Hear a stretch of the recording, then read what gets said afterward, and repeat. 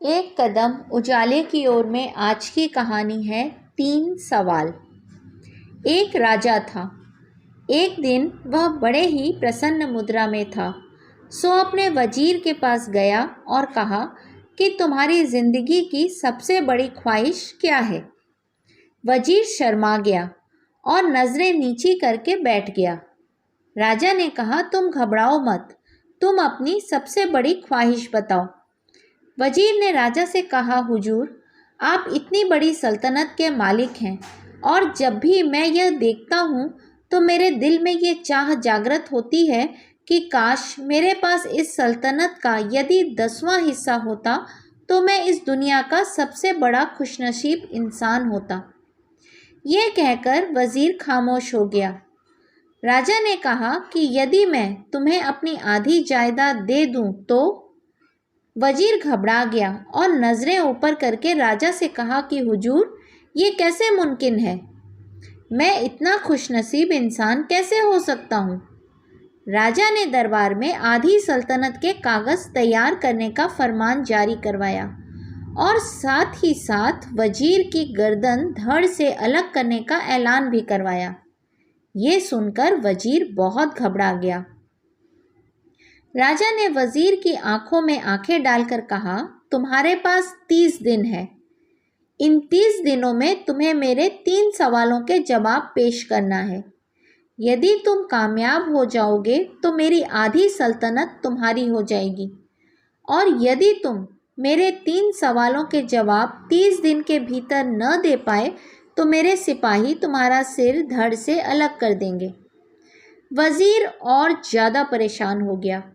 राजा ने कहा, मेरे 3 सवाल लिख लो। वजीर ने लिखना शुरू किया। राजा ने कहा, पहला, इंसान की जिंदगी की सबसे बड़ी सच्चाई क्या है। दूसरा, इंसान की जिंदगी का सबसे बड़ा धोखा क्या है। तीसरा, इंसान की जिंदगी की सबसे बड़ी कमजोरी क्या है। राजा ने तीनों सवाल समाप्त करके कहा, तुम्हारा समय अब शुरू होता है। वजीर अपने 3 सवालों वाले कागज लेकर दरबार से रवाना हुआ और हर संतों, महात्माओं, साधु फकीरों के पास जाकर उन सवालों के जवाब पूछने लगा, मगर किसी के भी जवाबों से वह संतुष्ट न हुआ। धीरे धीरे दिन गुजरते हुए जा रहे थे। अब उसके दिन रात उन 3 सवालों के लिए ही गुजर रहे थे। हर एक गांव में जाने से उसने पहले लिबास फट चुके थे और जूते के तलवे भी फटने के कारण उसके पैर में छाले पड़ गए थे। अंत में शर्त का एक दिन शेष रहा। वजीर हार चुका था तथा वह जानता था कि कल दरबार में उसका सिर धड़ से कलम कर दिया जाएगा और ये सोचता सोचता वह एक छोटे से गांव में जा पहुंचा। वहाँ एक छोटी सी कुटिया में एक फकीर अपनी मौज में बैठा हुआ था और उसका एक कुत्ता दूध के प्याले में रखा दूध बड़े ही चाव से जीभ से जोर जोर से आवाज करके पी रहा था। वजीर ने झोपड़ी के अंदर झांका तो देखा कि फकीर अपनी मौज में बैठकर सूखी रोटी पानी में भिगोकर खा रहा था।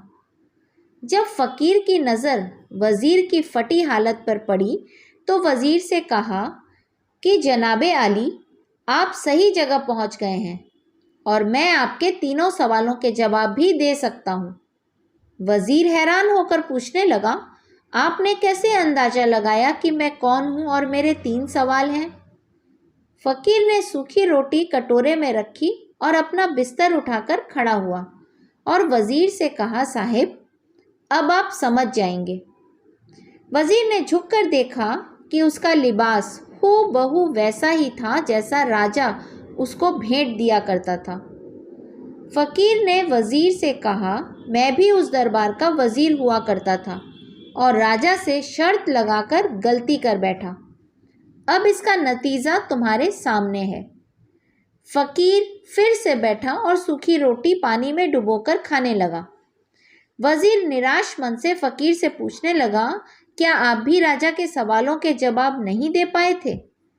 फकीर ने कहा कि नहीं, मेरा केस तुमसे अलग है। मैंने राजा के सवालों के जवाब भी दिए और आधी सल्तनत के कागज को वहीं फाड़कर इस कुटिया में मेरे कुत्ते के साथ रहने लगा। वजीर और ज़्यादा हैरान हो गया और पूछा, क्या तुम मेरे सवाल के जवाब दे सकते हो? फकीर ने हाँ में सिर हिलाया और कहा, मैं आपके 2 सवाल के जवाब मुफ्त में दूंगा, मगर तीसरे सवाल के जवाब में आपको उसकी कीमत अदा करनी पड़ेगी। अब वजीर ने सोचा, यदि बादशाह के सवालों के जवाब न दिए तो राजा मेरे सिर को धड़ से अलग कर देगा। इसलिए उसने बिना कुछ सोचे समझे फकीर की शर्त मान ली। फकीर ने कहा, तुम्हारे पहले सवाल का जवाब है मौत। इंसान के जिंदगी की सबसे बड़ी सच्चाई मौत है। मौत अटल है और ये अमीर, गरीब, राजा, फकीर किसी को नहीं देखती। मौत निश्चित है। अब तुम्हारे दूसरे सवाल का जवाब है जिंदगी। इंसान की जिंदगी का सबसे बड़ा धोखा है जिंदगी। इंसान जिंदगी में झूठ, फरेब और बुरे कर्म करके इसके धोखे में आ जाता है। अब आगे फकीर चुप हो गया। वजीर ने फकीर के वायदे के मुताबिक शर्त पूछी तो फकीर ने वजीर से कहा कि तुम्हें मेरे कुत्ते के प्याले का झूठा दूध पीना होगा। वजीर असमंजस में पड़ गया और कुत्ते के प्याले का झूठा दूध पीने से इनकार कर दिया, मगर फिर राजा द्वारा रखी गई शर्त के अनुसार सिर धड़ से अलग करने का सोचकर बिना कुछ सोचे समझे कुत्ते के प्याले का झूठा दूध बिना रुके एक ही सांस में पी गया। फकीर ने जवाब दिया कि यही तुम्हारे तीसरे सवाल का जवाब है, यानी गरज। इंसान की जिंदगी की सबसे बड़ी कमजोरी है गरज।